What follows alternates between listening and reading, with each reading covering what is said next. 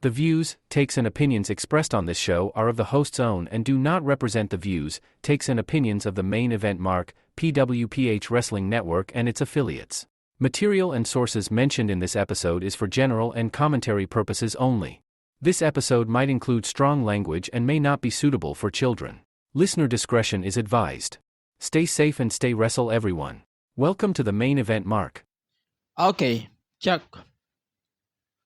Welcome to the Main Event Mark podcast. Let's continue our weekly coverage here.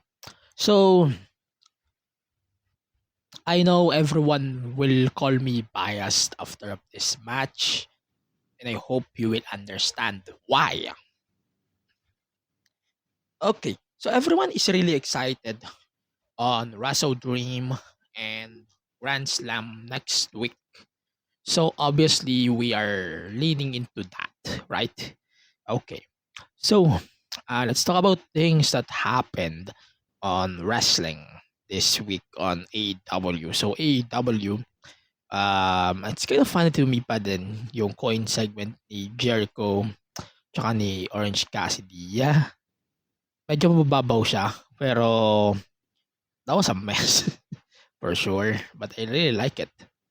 But yeah, the Cassidy Jericho match, it's really funny to me, and then knock them out with a crawl of quarters.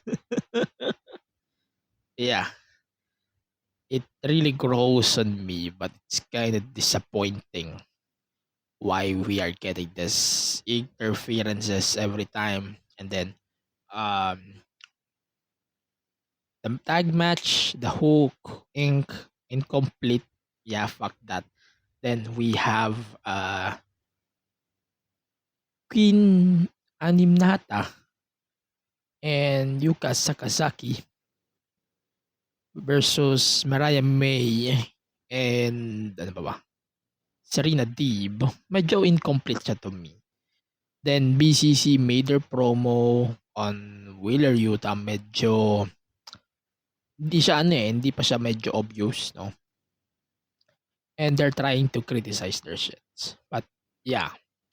So the patriarchy, parang napapansin ko sa kanila, they are now leaning into a different setting, no? They are trying something new on this arc that AEW has never tried before. And I think it's working most of the time because of how it's getting presented. It's good, yes, but we could not guarantee on how things might go and might work. Ricochet, not gonna talk about Ricochet match though. Ricochet match feels I'm not that impressed, but let's continue. Eto. So AEW, I'll start my tirade here, no? So next week on the Grand Slam, we're getting the randomness and also on the anniversary show. Okay. Let's start here with two things. Number one, I get why we have Moxley versus Darby Allin, even though I don't like this arc of Moxley. Even if I say it's dumb. This might be the worst gimmick of the year for a while.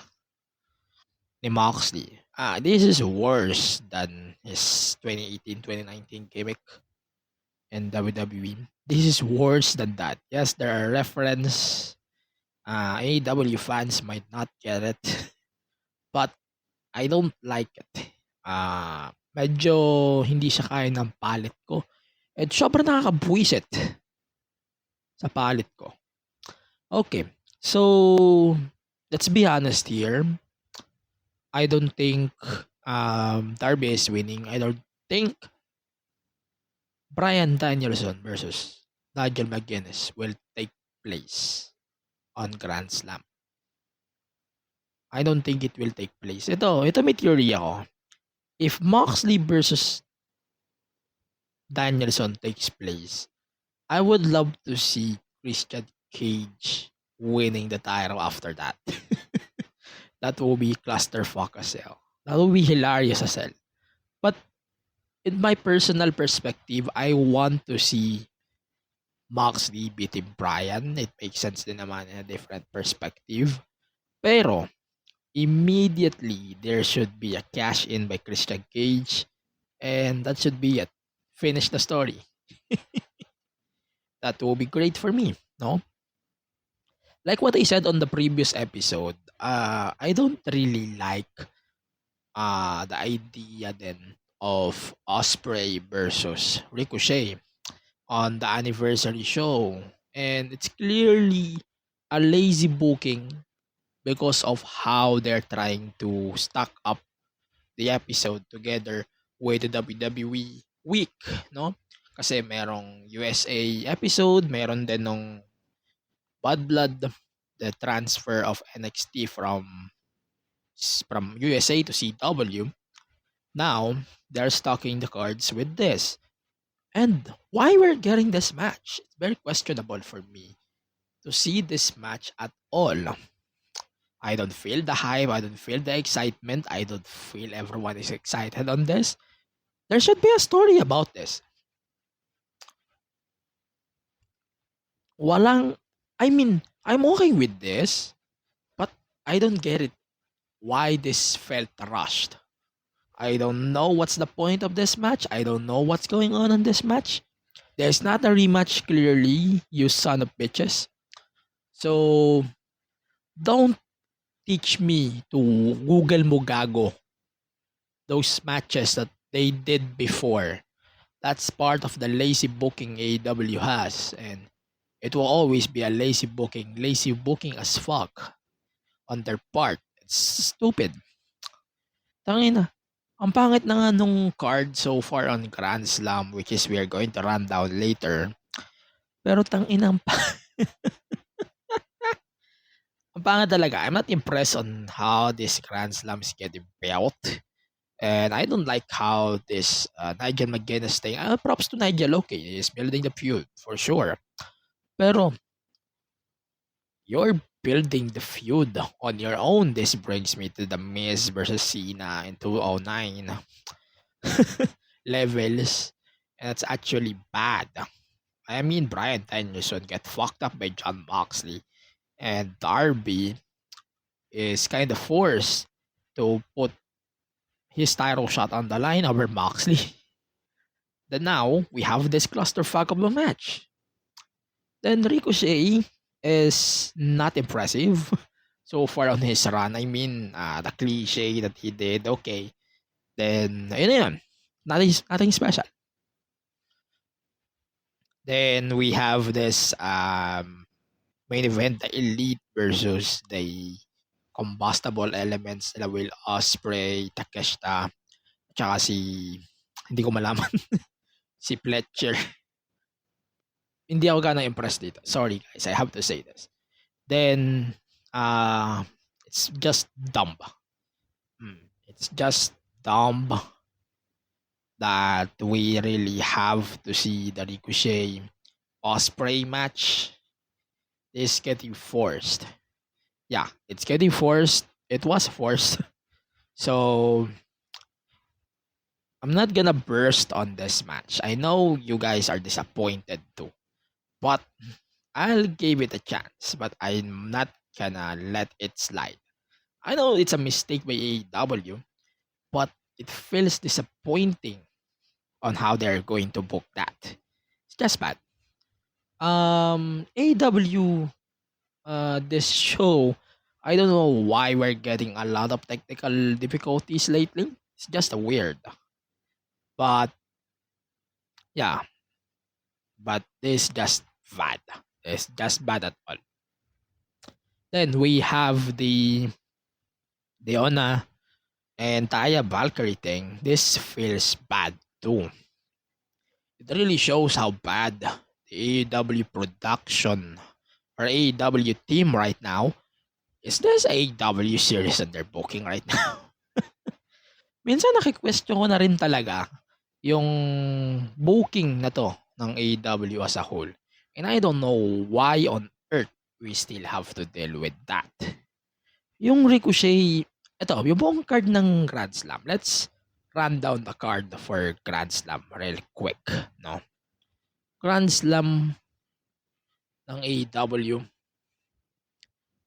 Yeah, just a second. Okay. So AEW Grand Slam 2024. It will take place next week, so it's a live show obviously, and then it will be taped on obviously yung AEW Collision. Tapos yung hindi, Collision pala yung hindi. Yung Collision pala i-air nila as tape delay. Okay, so magte-tape sila. Then yung second part previously aired as special. Okay, so mag-air sila ng Collision din sa Grand Slam. Okay. So Rampage is not. Okay. So this is the cards that we are getting for this whole show. Okay, so we have the Buckaroos versus Kyle Fletcher and Will Ospreay for the tag titles. I don't think the title will be retained for sure. Then we also have Mariah May versus Yuka Sakazaki. For the women's title, I think Mariah May is obviously retaining. Then Pac, Claudio, and Wheeler Yuta. I think dito isa-cement yung turn nila kay Wheeler Yuta, or Yuta might turn here fully on this match. Either way, I don't care that much. Pero parang ang dating kasi sa akin, wala namang ibang credible tag team na pwede kumalaban sa Trios Champs natin ngayon. Pero okay, let's see how this goes. Then we have Jamie Hayter versus Saraya. Saraya rules match. Ay, nako, Saraya. Saraya is definitely winning her own match if it's in the UK, but it's not in the UK, so it's Jamie Hayter for a win. Bryan Danielson versus Nigel McGuinness. Yeah, I cannot predict that because I don't think it will happen. Then Jon Moxley versus Darby Allin for the title shot ni Darby. Then the main event, yan yung main event. The winner will face Bryan Danielson for the AEW title at Wrestle Dream. Wrestle Dream. I think, I see.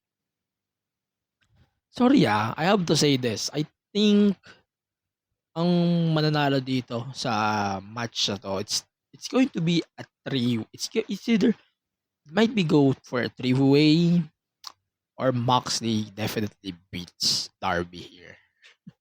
Then Darby gets his shot later because of Bryan. You know, Bryan is a face for sure. Then, yun, might get it on Dynamite before Wrestle Dream. So, yeah, you know how lazy AEW booking is. So, let's see how it goes. And everyone knows how stupid AEW might be. But, yeah. Yun. So, yun lang muna for today's episode. I know this is a little bit shorter than what you expected. I don't really think we are getting longer episodes of AEW. I don't think either that actually I'm glad though that we are not getting any Mercedes segments here. So that's good. So yeah.